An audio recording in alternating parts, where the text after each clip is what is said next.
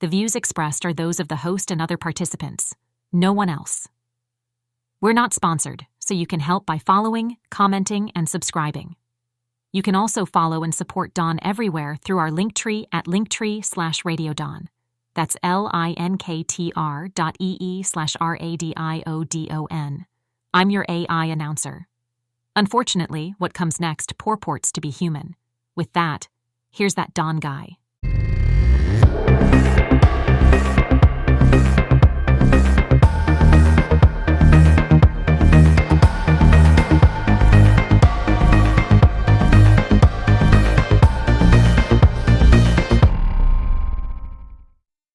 This is being recorded on April 17th, 2025, on a Saturday. And today, President Trump ripped into Walmart, saying on social media that the retail giant should eat the additional costs created by his tariffs, as 47 has jacked up import taxes. He's tried to assure a very skeptical public that foreign producers would pay for those taxes and that retailers and automakers would absorb the additional expenses. Most economic analyses are deeply skeptical about those claims and have warned that the trade penalties would worsen inflation. Walmart warned on Thursday that everything from bananas to children's car seats could increase in price.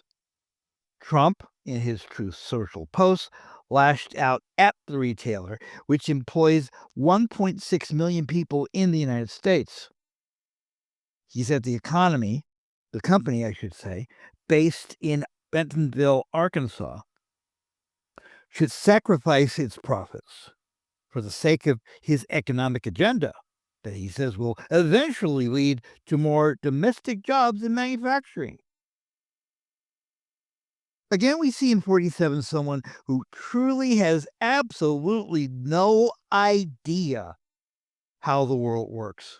You can see it in the many bankruptcies he's had and his seeming inability to even try to pay people what they owe.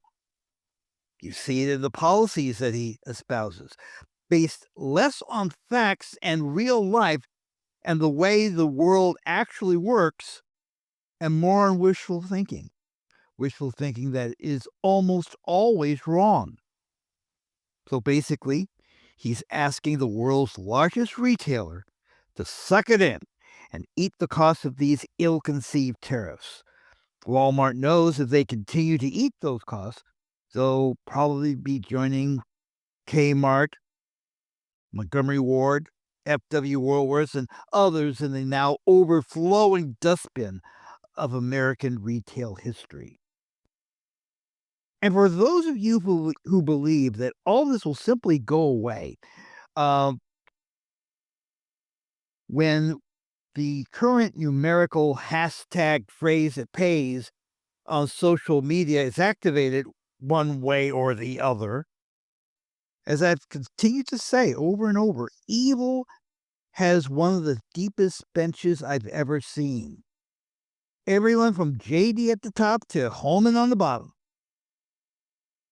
would be as bad or even worse than Orangina, unless something is done in Congress by both Democrats and Republicans.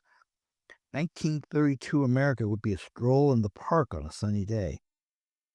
And it can't just stop at simply eliminating the terrorists that we're facing now.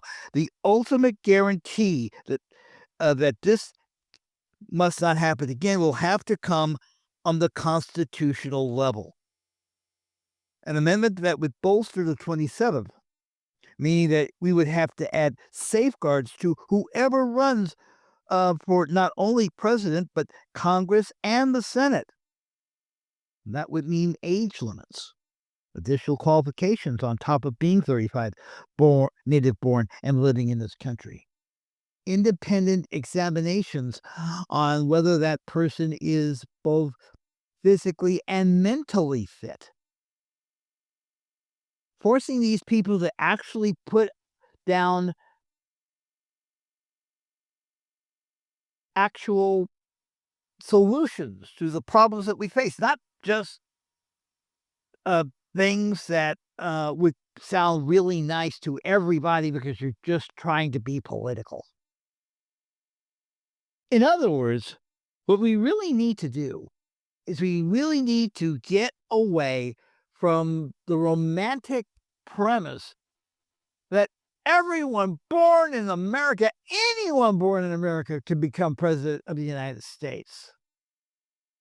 Because as we have seen in the last 6 months, not to mention the last 10 years, that premise is the dumbest idea in the entire history of dumb ideas.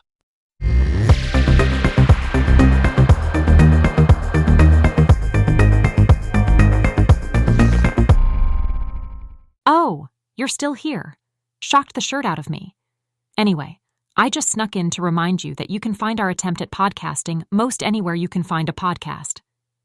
That includes Spotify, Apple Music, YouTube or YouTube Music, iHeartRadio, and Pocket Casts. Just search Radio Dawn Network to find us. Also, a reminder that we are not sponsored, but you can help our efforts with your support.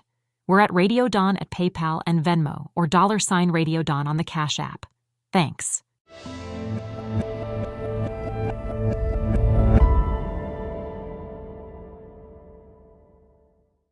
I could not conclude this particular podcast without mentioning a couple of friends of mine, a couple of dear friends. Now, my memory is not as exact as it used to be, but I think that it was sometime in the summer of 1988. It was either a Friday or a Saturday night. I'd only been in Los Angeles for a few years, and I was actually somebody's roommate at the time. I was listening to some hole-in-the-wall radio station out of Redondo Beach, California, KFOX FM. I was listening to a relationship talk show hosted by a very sweet soul, Dr. Susan Block. She was a sexologist and an author. I listened every week. I used to call in from time to time, as a matter of fact. And I'm not ashamed to say that I kind of developed a little crush on the dear doctor over a period of time. And over that period of time, that show evolved. It moved on from just simply being a dating show, relationship show, to actual topics of sexuality, and not just the regular stuff that you would hear on Dr. Ruth or Dr. Laura or somebody like that. But actual discussions on the mechanics of sex and alternative lifestyles and things like that there. Many other related topics. And during that period, I got to know her and her boyfriend, who became her husband. Among other things, the three of us had in common is we all had cable access shows at the time. Mine was kind of like what we're doing here with the podcasts, things like that. Hers was a bit more explicit. It was definitely about sex. They talked very openly about it, and as I said, very explicitly, to the point that she got into trouble with the cable system that was carrying her program. Got into trouble several times with several platforms because she was honest about sex, something that most people are not. Not to mention the fact that they delighted Susan and Max into pushing the envelope hard. No pun intended. Now, I got to know Doc Block and her husband / mentor / partner in crime. There were a few times in which the captain, the doctor, invited me to come join them live for their talk show, which they were producing in downtown Los Angeles at the time. Because of my status as a person without a roof at the time, I kind of hesitated to accept that offer. Today, I wish I did. This week, I lost a friend, and the doctor lost her captain. His full-born name was Maximilian Rudolf Leblavik de Labkowitz de Filingeri. I hope I got the name right. He also went by other names, like Mickey, Michael, Massimiliano, Massimo, Sam Paris, the butler, Captain Max. I'm sure there were other pet names that Doc Block gave him, but I will assume those were private between the two. I'm also assuming that there were other, quote, pet names, unquote, that were offered him by the various and sundry constabulary and censors with whom Max fought on an almost constant basis over the 38 years I've known them. Kind of like the same people I'm fighting today. He was a pro-sex advocate, an art enthusiast, a revolutionary, the type of fighter that I would like to aspire to, if only that yellow streak that occasionally rises up my back would let me. I'm not really good at obituaries. I think the best one that has been offered was offered by her, Max's best friend. You can find that on Dr. Susie's Substack, susanmblock.substack.com. That's Susan M. Block, all one word, .substack.com.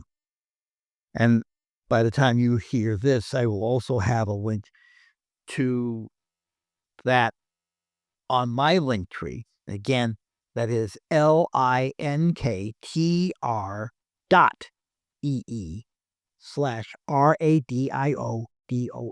Do not forget the dot. Now, as I said, I'm really bad at obituaries. All I know is that my friend lost her best friend, and the world lost a fighter.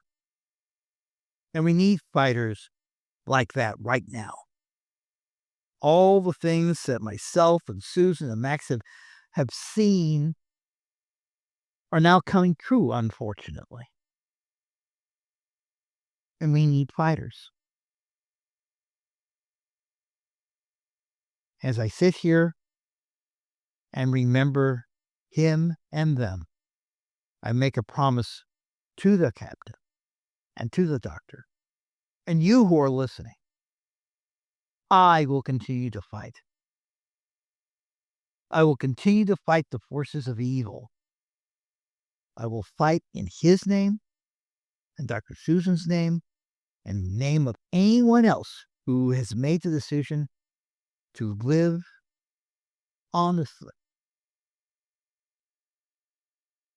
to live their truth and without shame.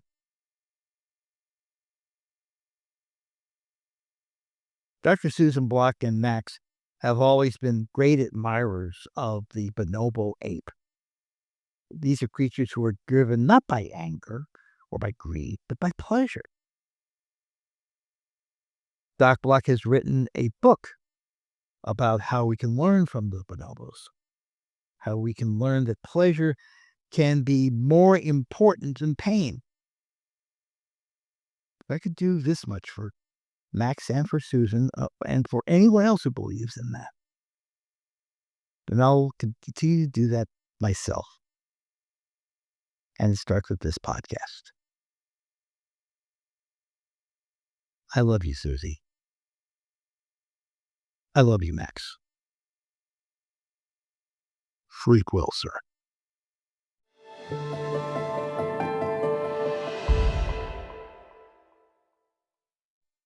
And that'll be it for this time.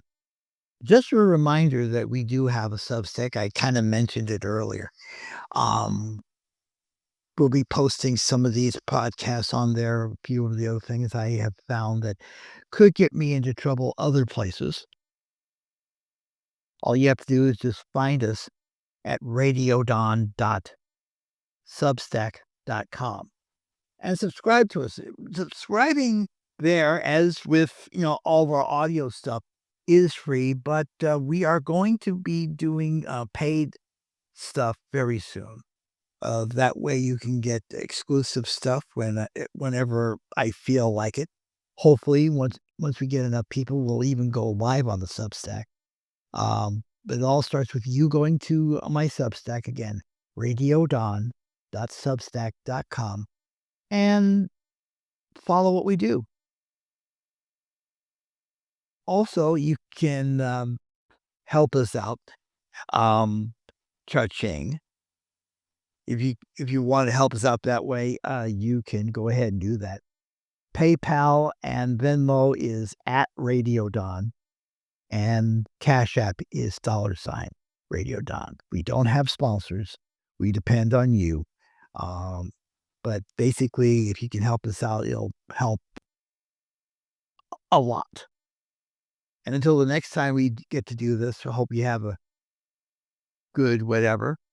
We'll talk to you soon. Take care. Bye-bye.